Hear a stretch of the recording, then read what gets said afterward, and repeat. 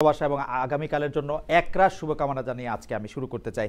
আজকের যে মানে প্রথম দিকের যে প্রশ্নগুলি সেগুলি আপনাদের সবার জন্য একই প্রশ্ন, খুব ছোট ছোট প্রশ্ন, ছোট ছোট উত্তর। আমরা একই প্রশ্ন সবাইকে করতে চাই, কিন্তু আপনাদের সবার অনুমতি নিয়ে আমি শুরু করতে চাই উমামাকে দিয়ে।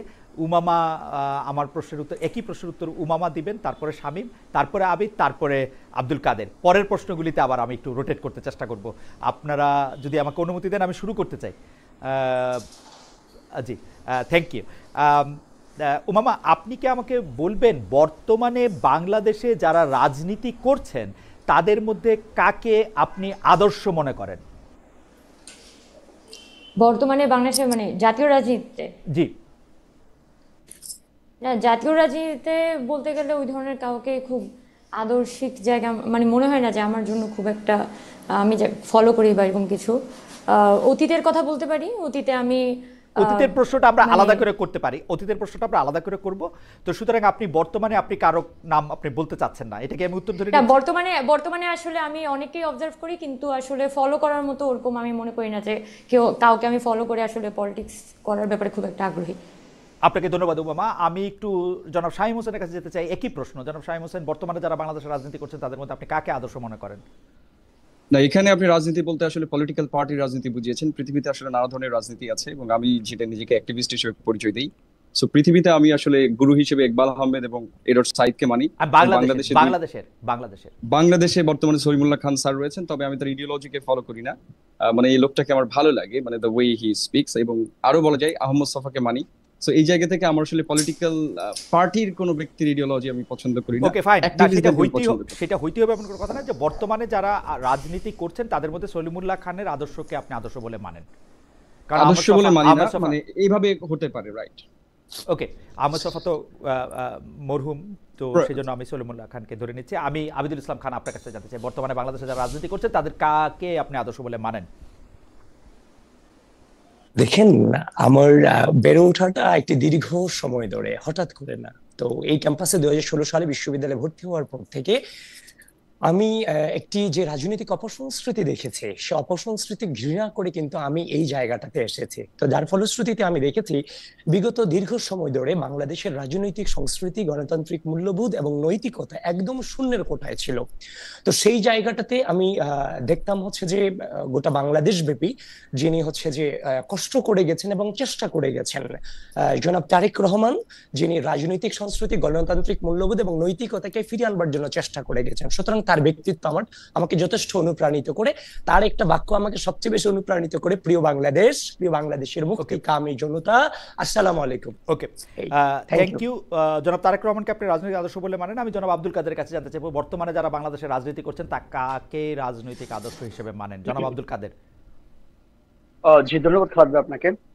প্রথম কথা হচ্ছে, আমি ক্যাম্পাসে আসার পর থেকে আদতে চিন্তা করলাম যে আসলে আমি একটা অবশ্যই রাজনীতি সরকার মানুষ, কোন মানে কার সাথে রাজনীতি করবো সেই জায়গা থেকে মনে হচ্ছে তারুণ্যের যে রাজনীতিটা, কিংবা হচ্ছে আদতে স্টুডেন্টদের সেন্টিমেন্ট নিয়ে কারা রাজনীতি করে, যে স্টুডেন্টদের স্বার্থে জায়গাটা কারা রাজনীতি করে সেই জায়গাটা চিন্তা করার চেষ্টা করছি। 19 সালে ক্যাম্পাস আসার পর থেকে দেখলাম আমি বাম ডান সবার সাথে আমি মিশেছি, সবার যেগুলো প্রোগ্রাম আমি গিয়েছি কিন্তু এরকম দেখি নাই। কিন্তু সর্বপ্রথম হচ্ছে পরিষদের সাথে আমি যোগদান করি, তারপর ছাত্র শক্তি। আমরা দেখেছি পরিষদের সাথে যোগদান করার পরও দেখেছি এক্সিস্টিং যে ছাত্র সংগঠন যারা আছে তারা দেখলাম কি আদতে ছাত্র রাজনীতি করে না, তারা শুধুমাত্র দলীয় যে লেজুর ভিত্তি করা, দলীয় যে এজেন্ডা সেগুলো বাস্তবায়ন করে। যদি এক্ষেত্রে ছাত্র রাজনীতি কথা আমি ভেবে বলি, জাতীয় রাজনীতির কথা যদি আমি বলি, দেখেন জাতীয় রাজনীতির ক্ষেত্রে অবশ্যই বাংলাদেশ পন্থী যারা রাজনীতি করেন, একই সাথে আপোষহীন, গণতন্ত্রের জন্য আপোষহীন। এক্ষেত্রে আমি বেগম খালেদা কথাই বলতে পারি, গণতন্ত্রের জন্য যারা আপোষহীন, আমি ওরা রাজনীতিকে পছন্দ করি।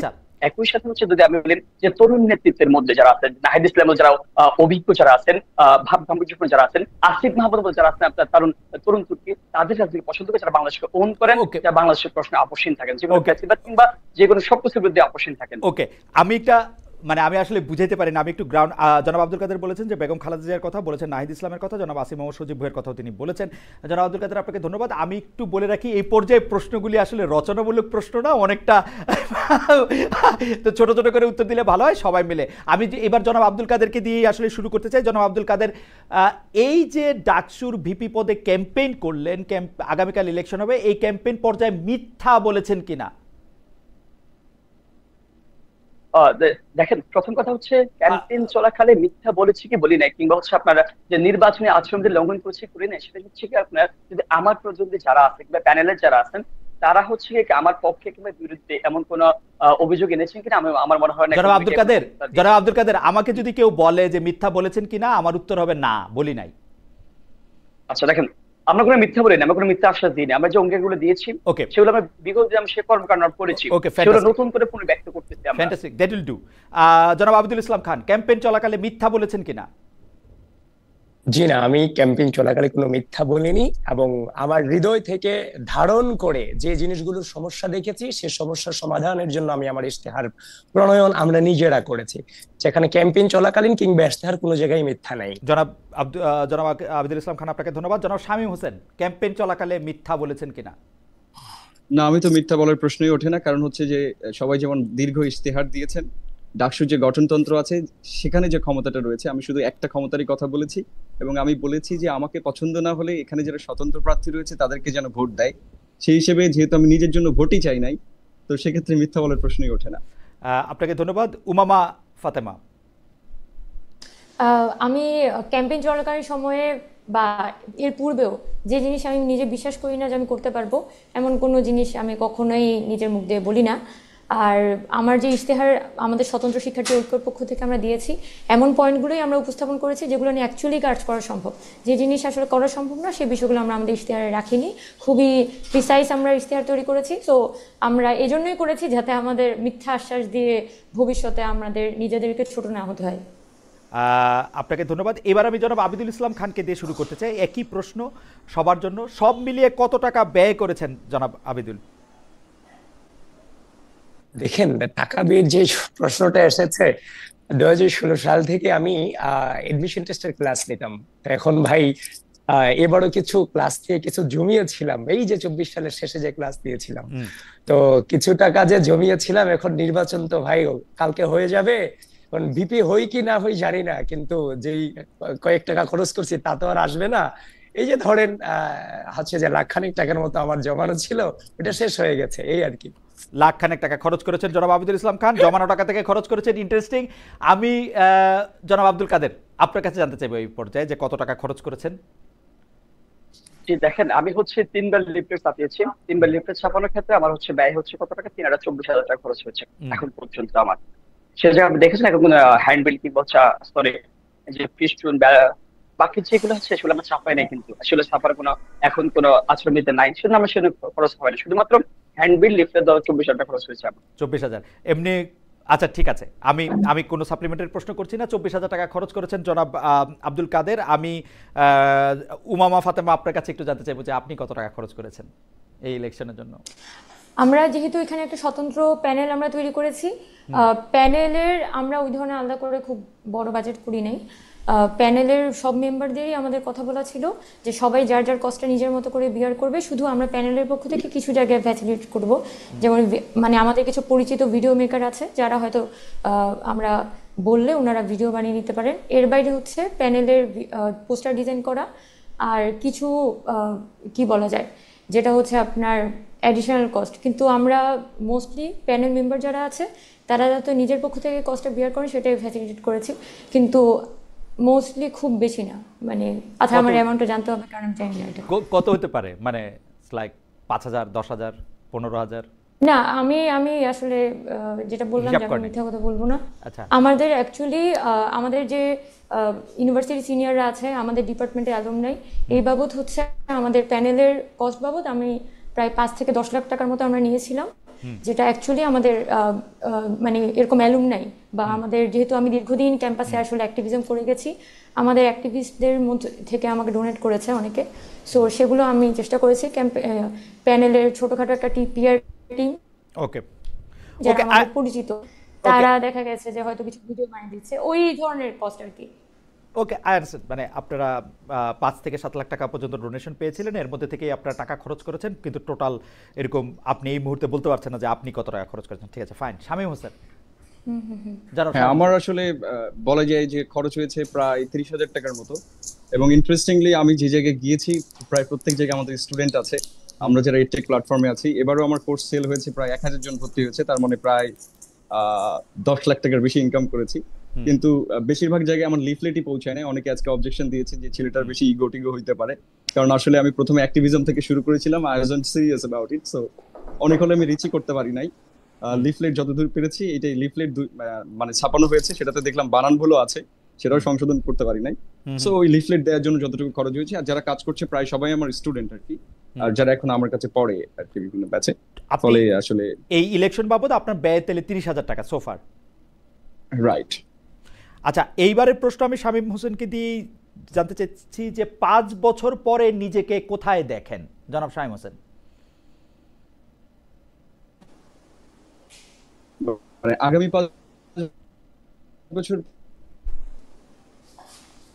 পরে নাকি বর্তমান ইউনিভার্সিটির 5 বছর পর? এখন থেকে 5 বছর পরে। বছর পরে নাকি আজকের থেকে 5 বছর পরে? আজকের থেকে 5 বছর।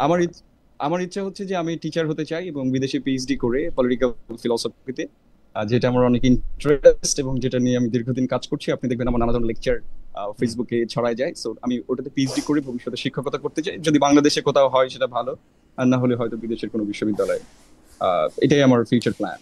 শিক্ষকতা করতে চান, 5 বছর পরে নিজেকে শিক্ষক দেখতে চান, প্রয়োজনে মানে সম্ভব হলে পিএইচডি করতে চান জনাব শামীম হোসেন। আবিদুল ইসলাম খান, 5 বছর পরে নিজেকে কোথায় দেখতে চান? ভাই, আমি আমার লাইভ জীবনে, বিশেষ করে বিশ্ববিদ্যালয়ের পর থেকে আমার তেমন কোনো নির্দিষ্ট গোল ছিল না, এবং গত বছরও চিন্তা করে নি যে আজকের এই দিনে আমি একটা সংগঠনের পক্ষ থেকে যে ডাকসু নির্বাচনের ভিপি হিসেবে প্রতিযোগিতা করব।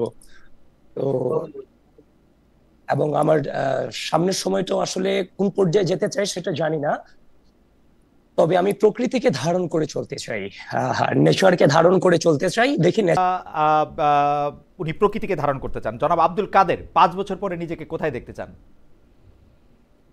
জি ভাই, দেখেন, প্রথম কথা হচ্ছে ইন্টারে ভর্তি হওয়ার পর থেকে আমার মনে হয়েছে যে এদেশের মানুষের যে রাজনীতির সচেতনতার মধ্যে যে বিষয়টা আছে, তরুণদেরকে যে রাজনীতির বাইরে রাখা হচ্ছে, আলটিমেটলি একটা গোষ্ঠীর রাজনীতি নোংরা করতে, সেই জায়গা থেকে রাজনীতির সচেতন হওয়া আমার জন্য গুরুত্বপূর্ণ হয়েছিল। আমি সেটাই সিদ্ধান্ত নিয়েছিলাম, যার কারণে শুধুমাত্র ঢাকা বিশ্ববিদ্যালয়ের অ্যাডমিশন টেস্টের সময় শুধুমাত্র ওই ভর্তি ফর্মটা তুলেছিলাম। ঢাকা বিশ্ববিদ্যালয়ে এসেই হচ্ছে যে আমার মনে হয়েছে আমি এই কেন্দ্রে একটু ফোকাস দিই। ঢাকা বিশ্ববিদ্যালয়ে ভর্তি হওয়ার শুরু থেকে কিন্তু হচ্ছে রাজনীতি সচেতন, পলিটিক্যাল প্রোগ্রাম আসা যাওয়া, শিক্ষার্থী বান্ধব যে কোনো প্রটেস্ট করা, সেটাই শুরু করেছিলাম। যার বিপরীতে দেখা যাচ্ছে কি যে আমাকে হল থেকে নামিয়ে দেওয়া হয়েছিল, জেলে যেতে হয়েছিল। একটু শেষ করে দেখেন, জেলে যেতে হয়েছিল। তো আমি আবারও বলতেছি, এক্স্যাক্টলি, হ্যাঁ। এখন দেখেন, আমি 5 বছর পরে বলতে চাচ্ছি, দেখেন আমার মনে হয়েছে এখনো ছাত্রদের প্রতিনিধিত্ব করতেছি, 5 বছর পর আমি জনগণের প্রতিনিধিত্ব করবো। কারণ আমার মনে হচ্ছে যে কি আমি একা ভালো থাকতে পারবো না, এই জায়গা থেকে আমার সে মনোভাব, দৃঢ় মনোভাব। Thank you so much. 5 বছর পরে জনপ্রতিনিধিত্ব করতে চান, জনগণের হয়ে কথা বলতে চান জনাব আব্দুল কাদের, আপনাকে অনেক ধন্যবাদ। আমি একটু উমামা ফাতেমাকে জানতে চাইবো যে 5 বছর পরে নিজেকে কোথায় দেখতে চান উমামা ফাতেমা? আচ্ছা, 5 বছর পরে মানে কোয়েশ্চেনটা খুবই ইন্টারেস্টিং, কারণ আমাকে যদি জিজ্ঞেস করে 2 বছর আগে কি করতাম, তখন আমি পড়াশোনা প্লাস রাজনীতি দুইটাই একসাথে করতাম, ছাত্র রাজনৈতিক সংগঠনের সাথে যুক্ত ছিলাম। তো 5 বছরের পরের কথা যদি জিজ্ঞেস করা হয়, আমি দুইটা জায়গায় কল্পনা করি। একটা হচ্ছে আমার যে মাস্টার্স আর পিএইচডি, আমি বায়োকেমিস্ট্রিতে পড়াশোনা করেছি, পরবর্তীতে পাবলিক হেলথে আমার মাস্টার্স করার কথা ছিল, কিন্তু জুলাইয়ের আন্দোলনের কারণে আমি ওটা পার্সু করিনি। তো আমার একটা ইচ্ছা আছে যে আমি পাবলিক হেলথে আমার যে মাস্টার্সটা সেটা কন্টিনিউ করবো, ওখানেই আমি একটা পাবলিক হেলথ সিস্টেম নিয়ে আমার একটা পিএইচডি করার ইচ্ছা আছে। পাশাপাশি হচ্ছে আমার যেহেতু এম্পাওয়ারিং আওয়ার ফাইটার্স নামে আমরা একটা সংগঠন ওপেন করেছিলাম জুলাইয়ের সময়ে, আহত এবং নিহতদের নিয়ে কাজ করি আমরা।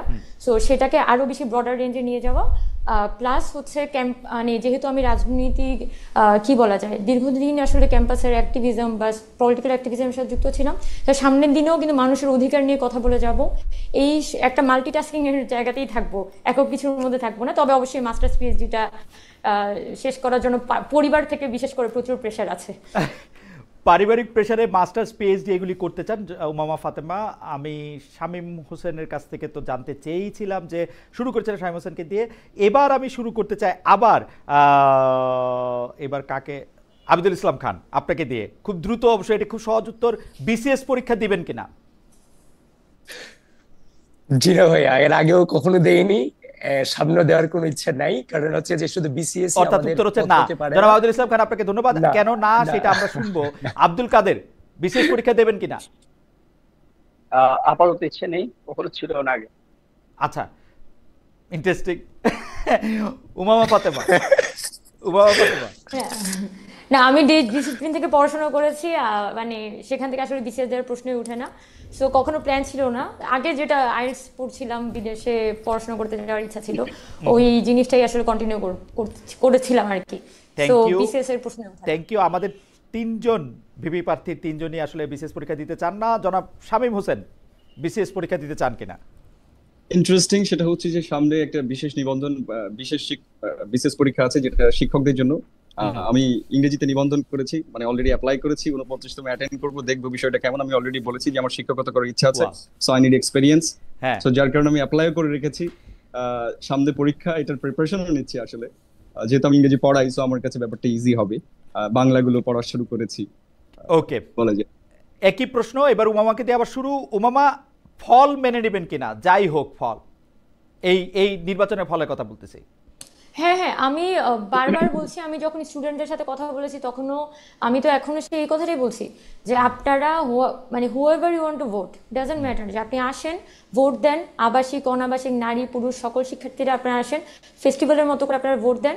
এবং আমি যেটা চাই যে একটা সুষ্ঠু প্রক্রিয়ার মধ্য দিয়ে যাতে পুরো ভোটটা চলুক, এবং শেষে যাই আসুক এই প্রক্রিয়াটা যদি মেনে নেওয়া মানে ঠিকমতো চলে, তাহলে আমি ভোটের ব্যাপারে আমার আসলে কোনো আপত্তিই থাকবে না। এবং আমি আসলে এখনো পর্যন্ত খুবই পজিটিভ পুরো প্রসেস নিয়ে।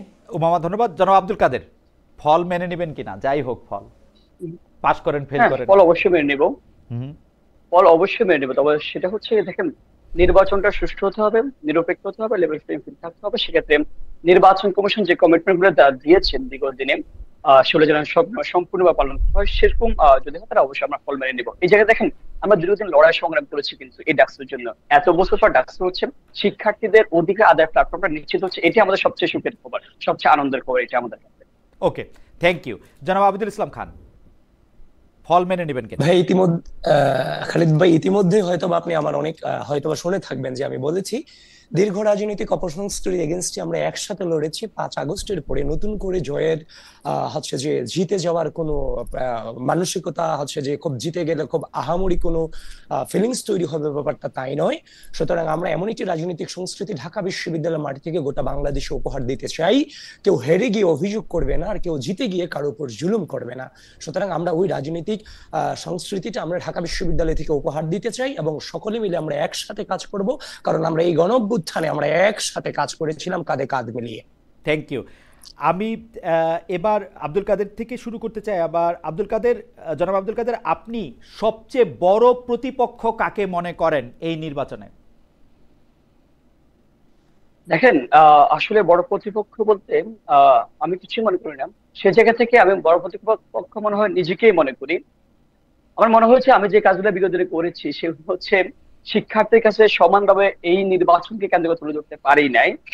হয়তোবা আবার দেখেছি যে কি মিডিয়া কেন্দ্রিক হচ্ছে একটা জটিলতা তৈরি হচ্ছে নানান দিক থেকে। সে জায়গা থেকে প্রতিপক্ষ কাউকে মনে করি না, সবাইকে বন্ধুই মনে করি। আমি মনে করি যে সবাই জিতলে প্রত্যেকেই শিক্ষার্থী বান্ধব কাজ করবে, শিক্ষার্থী বান্ধব নেতা, সেই জায়গা থেকে কাউকে আমি প্রতিপক্ষ মনে করতে। আপনি খুবই ইন্টারেস্টিং একটা কথা বলেছেন যে আপনি কাউকে তেমন প্রতিপক্ষ ভাবেন না, নিজেই নিজেকে প্রতিপক্ষ মনে করেন। এটা একটা ইন্টারেস্টিং আলোচনা। আমি উমামা ফাতেমা আপনার কাছে জানতে চাই, আপনি কাকে বড় প্রতিপক্ষ বলে মানেন বা মনে করেন? না, এখনো পর্যন্ত ধরেন এখানে আমরা প্রায় 48 জন ভিপি প্রার্থী আছে, অনেকে হয়তো এই অনুষ্ঠানে উপস্থিত নেই। আমি মনে করি যে আসলে সবারই এখানে যার যার মতো করে একটা গ্রাউন্ড আছে। আমার গ্রাউন্ডটা অন্য সবার থেকে কিছুটা ডিফারেন্ট। সো এখানে বরং আমি মনে করি যে আচ্ছা, সবাই তার তার মতো করে প্রচার চালাচ্ছে, স্টুডেন্টরা শেষ পর্যন্ত যাকে ভোট দিবে সেই বিজয় হয়ে আসবে। আমি ওই চিন্তাটার মধ্যে আসলে নাই যে কে আমার শত্রু কে আমার বন্ধু। আমি দেখছি ভোটারদের কাছে আমি কত সহজে পৌঁছাতে পারবো, কত দ্রুত পৌঁছাতে পারবো। আপনার কোনো প্রতিপক্ষ নাই মানে সেটা? আমি আসলে ওই জায়গাটায় জিনিসটা বিবেচনা করছি না। Thank you. আমি জনাব শামীম হোসেন আপনার কাছে জানতে চাইবো যে আপনি কাকে সবচেয়ে বড় প্রতিপক্ষ বলে মনে করেন? না, এখানে তো আমার কেউ প্রতিপক্ষ নেই। আপনি যদি জানেন যে আমি হচ্ছে এখানে সবচেয়ে জুনিয়র, এবং যে ক্যান্ডিডেটের তালিকা আছে সেখানে সবচেয়ে জুনিয়র মোস্ট, এবং এখানে যারা কম্পিট করছেন তারা সবাই আমার বড় ভাই বড় বোন। এখানে যেই ভিপি হন না কেন আমি গেলে আসলে সেই একই আদরটাই পাবো। এখন আপনি দেখবেন বিভিন্ন জায়গাতে। সো আমরা আসলে আমার কাছে আমি প্রতিপক্ষ হিসেবে মনে করি না, এবং আমি কিন্তু বলেছি যে এখানে যে কেউ ভিপি হলে আমার যে আইডিওলজি, মানে আমি যেটা আইডিয়াটা দিয়েছি সেটা অলরেডি উইন করছে। আমি একটা ডিফারেন্ট আইডিয়া অ্যাক্টিভিটিস দিয়েই কিন্তু এই ইলেকশনে পার্টিসিপেট করছি। সো আমাদের যে কোনো ভিপি ওইটা অ্যাডপ্ট করলেই আমি খুশি এবং আমি তাদের সাথে কাজ করতে চাই। ফলে আমরা কেউ কাউকে প্রতিপক্ষ মনে করছি না, এখানে আমরা আসলে এক ধরনের প্রতিযোগিতা করছি আপনি ছোট ভাই বড় বোনদের ভেতরে। So Okay. আমি কাউকে প্রতিপক্ষ হিসেবেই দেখছি না এখানে, খুবই- সবাই আমার বড় ভাই এবং আই এম ভেরি ব্লেসড যে তাদের পাশে বসে এখন কথা বলছি, সেটাই। খুবই ইন্টারেস্টিং। আমি এবার জনাব আবিদুল ইসলাম খানের কাছে আসতে চাই। জনাব আবিদুল ইসলাম খান, মানে হাইপোথেটিক্যালি আপনি যদি নির্বাচনে না দাঁড়াতেন, যে 48 জন ভিপি ক্যান্ডিডেটে দাঁড়িয়েছেন তাদের মধ্যে কাকে ভোট দিতেন? সেটা ভাইয়া তখন চিন্তা করতাম, কিন্তু এখন যেহেতু এটা চিন্তা করিনি, তাহলে এটার অ্যান্সার এই মুহূর্তে দেওয়াটা মুশকিল হয়ে আচ্ছা, যাচ্ছে। Thank you. তবে যদি আপনি প্রশ্ন হ্যাঁ জি, আপনি আর আচ্ছা, যদি ঠিক কিছু আছে। করতে চান। যদি আপনি প্রশ্ন করেন যে আমি কাউকে প্রতিপক্ষ মনে করি কিনা, বাকিরা যেটা ও বলেছে, আচ্ছা, দেখুন, আপনাকে এই প্রশ্ন করা হয় নাই? আমি খুব দুঃখিত না, যে না, আমি খুব না, দুঃখিত না, যে না। আপনি আমাকে বলেন। জি, আমি কখনো কাউকে প্রতিপক্ষ চিন্তা করে নিজেকে ডেভেলপ করতে পারবো না। আমি নিজের প্রতি টেক কেয়ার করাটাকে বেশি পছন্দ করি। আমি ওই দৃষ্টিভঙ্গিটি হচ্ছে যে ধারণ করি। তবে বাংলাদেশের স্বাধীনতা, সার্বভৌমত্বকে তথা আমাদের যে অস্তিত্বকে যদি কেউ প্রশ্ন